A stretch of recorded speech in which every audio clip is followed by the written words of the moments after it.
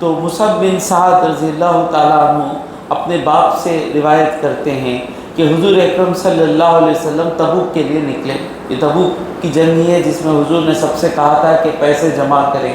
حضرت عثمان غنی اونٹ لائے، سونے کے کائنس لائے وغیرہ۔ تو اب حضور نکلتے تو مدینے میں کوئی رہنا نہ، تو حضور نے حضرت علی رضی اللہ تعالیٰ عنہ کو مدینے میں رکھا، آپ مدینے میں رہو، ہم سب جا رہے ہیں جنگ کرنے کے لیے۔ تو حضرت علی نے کہا اتخلفنی فی الصبیان والنساء، کیا آپ مجھے بچوں اور عورتوں کے ساتھ چھوڑ کر جا رہے ہو؟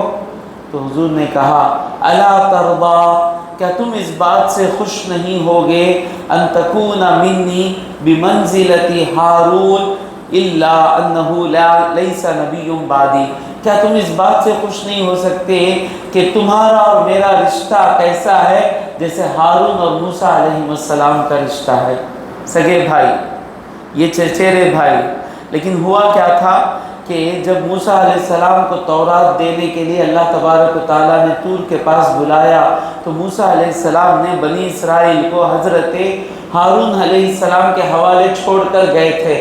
تو جس طرح موسیٰ علیہ السلام نے اپنے بھائی، اپنے ساتھ جو نبی ہیں، ان کو چھوڑ کر گئے تھے، اسی لیے علی میں تم کو چھوڑ کر جا رہا ہوں۔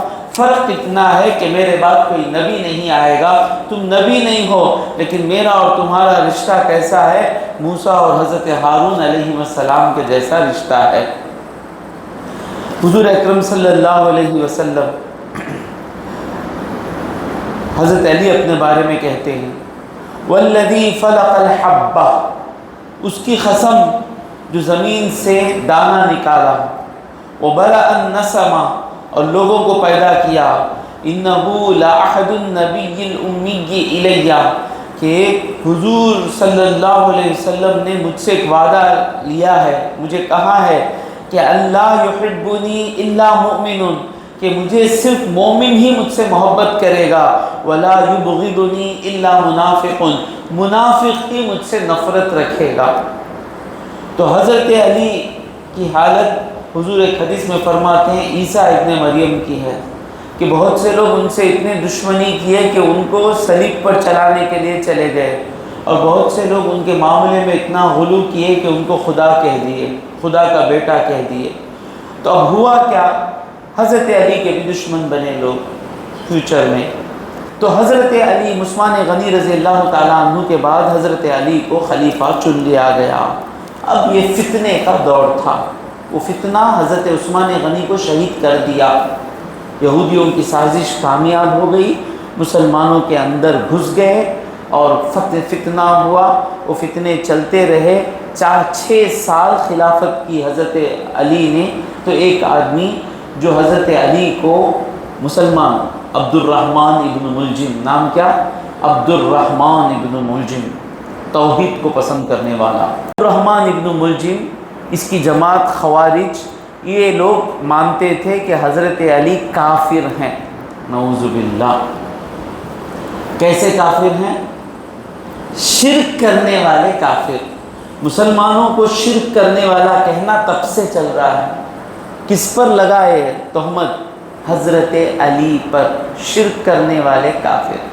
تو 3 لوگ، یہ جماعت کے 3 لوگ کعبے میں بیٹھ کر پلان کیے، عبد الرحمن ابن ملجم اور 2 لوگ پلان کیے کہ ہم لوگ آج مسلمانوں کے 3 بڑے دشمن ہیں۔ ایک ہے کوفے میں حضرت علی، دوسرے ہیں دمشق میں معاویہ رضی اللہ تعالیٰ عنہ، تیسرے ہیں مصر میں عمرو بن عاص رضی اللہ تعالیٰ عنہ۔ میں حضرت علی کو قتل کروں گا، تو معاویہ رضی اللہ تعالیٰ عنہ کو، تو عمرو بن عاص کو قتل کرنا۔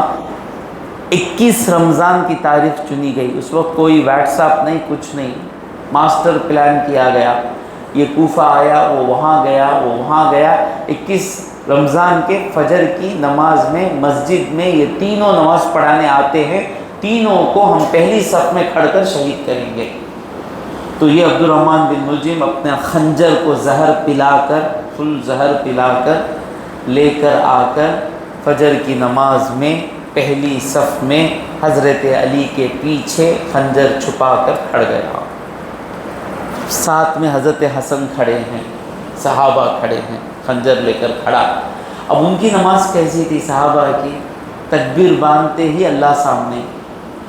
تو جب نماز شروع ہوئی، چل رہا ہے، تو سیدھے خنجر نکال کر، کتنا پریکٹس کیا ہوگا، سیدھے سر کے حصے کو جسے کھوپڑی کہتے ہیں وہاں پر خنجر چبا دیا۔ اب پکڑے اس کو، یہ کرے، سخت زخمی ہو گئے حضرت علی رضی اللہ تعالیٰ عنہ، اور وہاں پر معاویہ رضی اللہ تعالیٰ عنہ پر حملہ کیا گیا، بچ گئی، جان بچ گئی، بہت زخمی ہوئے۔ عمرو بن عاص رضی اللہ تعالیٰ عنہ مریض تھے، بیمار تھے، تو آپ نے جس کو نائب بنایا وہ شہید ہو گئے۔ تو اس کے بعد عبد الرحمن بن ملجم کو پکڑ کر بعد میں اس کو قتل کیا گیا، یہ بڑا قصہ ہے۔ تو حضرت علی سے پوچھا گیا کہ آپ کے بعد کس کو خلیفہ بنانا ہے؟ تو حضرت علی نے کہا، پوچھا گیا کہ آپ کے بعد کیا ہم حسن کو خلیفہ بنا لیں؟ تو حضرت علی نے کہا، نہ میں تم کو اس کا حکم دیتا ہوں، نہ میں تم کو اس سے روکتا ہوں، تم جو چاہے کرو، یہ خلافت سے میں نے جتنی مصیبتیں جھیلی ہیں یہ میرے لیے کافی ہیں، اب تمہاری مرضی، اگر تم سمجھتے ہو کہ حسن قابل ہیں بنا لو، اگر تم سمجھتے ہو کہ کوئی دوسرے قابل ہیں ان کو بنا لو۔ یہ کہتے ہوئے حضرت علی رضی اللہ تعالیٰ عنہ اس دنیا سے رخصت فرما کر جاتے ہیں۔